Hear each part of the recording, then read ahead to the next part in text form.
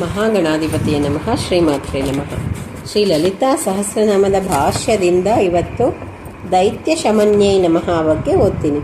ಮೇಲಿನ ನಾಮದಲ್ಲಿ ತಿಳಿಸಿರುವ ಸಮುದ್ರ ಮಥನ ಕಾಲದಲ್ಲಿ ಅಮೃತವನ್ನು ಅಪಹರಿಸುತ್ತಿದ್ದ ರಾಕ್ಷಸರನ್ನು ಮೋಹಪಡಿಸಿ ಅಮೃತವನ್ನು ಹಿಂದಕ್ಕೆ ತಂದವಳಾದುದರಿಂದ ದೈತ್ಯರನ್ನು ನಾಶ ಮಾಡಿದವಳಾಗಿರುವವಳು.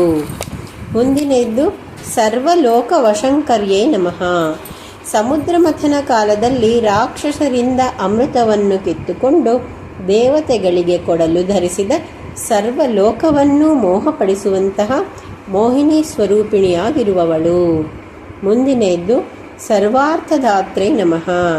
ಸಂಪತ್ತನ್ನು ಮೋಕ್ಷವನ್ನು ಅನುಗ್ರಹಿಸಿಕೊಡುವವಳು. 684ನೇ ನಾಮದರಿಂದ ಇದುವರೆಗೂ ಶ್ರೀ ಲಕ್ಷ್ಮೀದೇವಿಯ ಮಹಿಮೆಯನ್ನು ತಿಳಿಸಿದ್ದು. ಈ ಶ್ರೀ ಲಕ್ಷ್ಮೀದೇವಿಯು ಶ್ರೀ ಲಲಿತಾದೇವಿಯು ಭಿನ್ನರಲ್ಲ, ಒಬ್ಬಳೇ ಆಗಿರುವವಳು. ಮುಂದಿನದ್ದು ಸಾವಿತ್ರೇ ನಮಃ.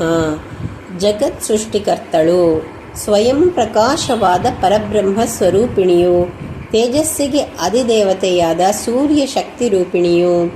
ಶ್ರೀ ಸಾವಿತ್ರಿಗೂ ಶ್ರೀ ಲಲಿತಾದೇವಿಗೂ ಭೇದವಿಲ್ಲ, ಒಬ್ಬಳೇ ಆಗಿರುತ್ತಾಳೆ. ಮುಂದಿನದ್ದು ಸಚ್ಚಿದಾನಂದ ರೂಪಿಣ್ಯೇ ನಮಃ.